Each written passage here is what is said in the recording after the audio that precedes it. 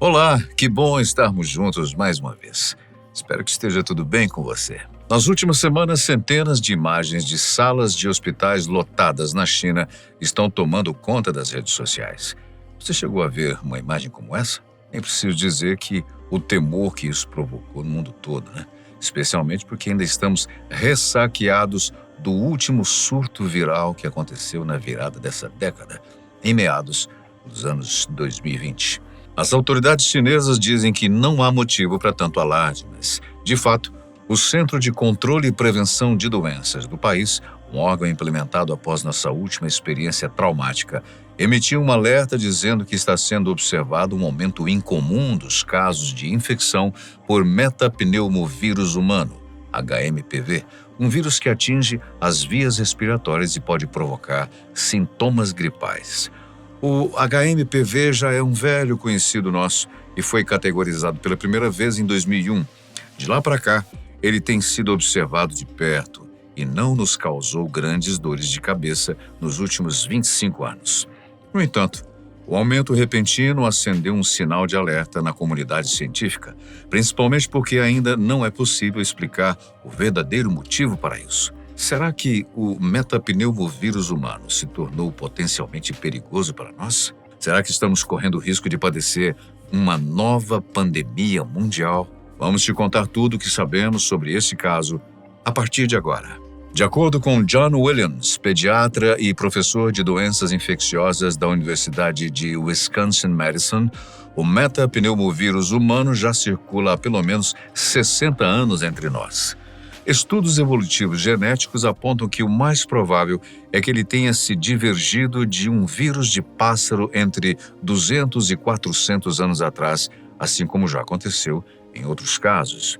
O médico que já pesquisa o HMPV há mais de 20 anos disse que esse vírus causa epidemias sazonais anuais regulares, semelhantes ao vírus influenza e ao RSV mais amplamente reconhecidos. A temporada típica do HMPV é do final do inverno ao início da primavera. Então, isso não é totalmente inesperado. Como eu disse, a primeira vez que esse vírus foi identificado, isto é, que o seu genoma foi sequenciado e os pesquisadores viram que se tratava de um novo tipo de agente infeccioso, foi em 2001, na Holanda. De lá para cá, vários estudos já foram feitos, apontando, por exemplo, que ele faz parte de uma família viral já conhecida por nós, a dos Pneumoviridae, que inclui espécimes conhecidas como o vírus respiratório sincicial RSCV, responsável pela maior parte das internações de crianças com sintomas de bronquite e bronquiolite. Isso significa que o HMPV circula no mundo há algum tempo, o que é relativamente bom, pois significa que boa parte da população já pode ter tido algum tipo de contato que gera a famigerada imunidade do rebanho, que tanto se ouvia falar na época da Covid-19. No Brasil, por exemplo, a primeira vez que o vírus foi identificado foi em 2004, e desde então ele tem se espalhado em todo o território nacional, de acordo com Flávio Fonseca, professor do Departamento de Microbiologia da Federal de Minas Gerais. Mas o que é que o metapneumovírus humano pode nos causar, afinal? Como ele faz parte da categoria de vírus que atingem as vias respiratórias, é justamente aí que ele provoca o seu impacto. Depois que o HMPV é transmitido para uma pessoa, ele se aloja no nariz, garganta e começo da traqueia, onde irá se reproduzir para conseguir se espalhar para outro indivíduo. Durante esse processo em que o vírus está usando o nosso corpo para conseguir se multiplicar, ele acaba gerando uma série de respostas em nosso organismo, que se tornam sintomas da doença provocada por essa infecção. Entre eles estão congestão nasal, dor de garganta, tosse e febre, sinais clássicos de um resfriado ou gripe comum. Na maioria dos casos, não passa disso, e a pessoa se recupera sozinha depois de alguns dias.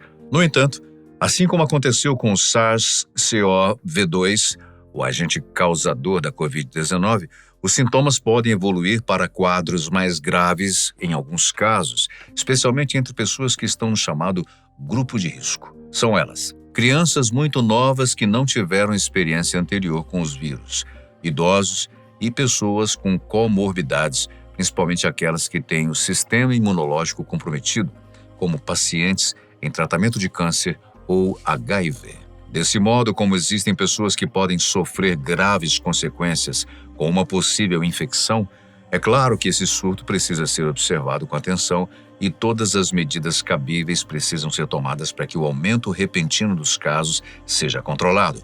Sobretudo porque, comparado à gripe, RSV e Covid, ainda não existe uma vacina específica para o metapneumovírus humano, nem mesmo medicamentos antivirais que sejam eficazes para barrar a reprodução do vírus em nosso organismo. Mas isso significa que estamos à beira de uma nova pandemia? Bom, não é bem assim. Quando tratamos de assuntos complexos como esse, que envolvem variáveis biológicas, políticas, econômicas e científicas, é bastante difícil fazer uma previsão exata do que vai acontecer. Mesmo assim, a maioria dos especialistas concorda que este surto não deve evoluir para algo maior, pelo menos não a nível global, como aconteceu em 2020.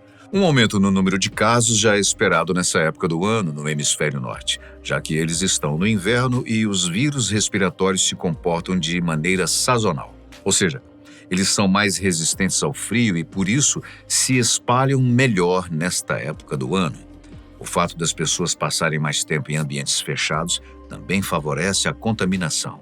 Por isso, dizemos que é comum haver um ligeiro aumento. Nas últimas semanas de dezembro, o Centro de Controle de Doenças dos Estados Unidos mediu uma taxa de 2% de testes positivos para metapneumovírus humano em pessoas que procuravam auxílio médico com sintomas gripais. No mesmo período, 19% dos testes indicaram que os pacientes estavam infectados com o vírus influenza e 7% com SARS-CoV-2, responsável pela Covid. De acordo com a doutora Carla Garcia Carreno, diretora de Prevenção e Controle de Infecções do Children's Medical Center, é necessário que haja um índice superior a 10% de diagnósticos semanais para que seja considerada uma epidemia, isto é, uma disseminação local que deve atrair a atenção de médicos e autoridades responsáveis.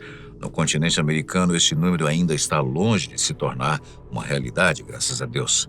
No entanto, William Schaffner, médico infectologista e professor do Vanderbilt University Medical Center, disse que na Ásia, os números já são bastante expressivos, principalmente na China, o que pode indicar que realmente haja uma epidemia, um surto local.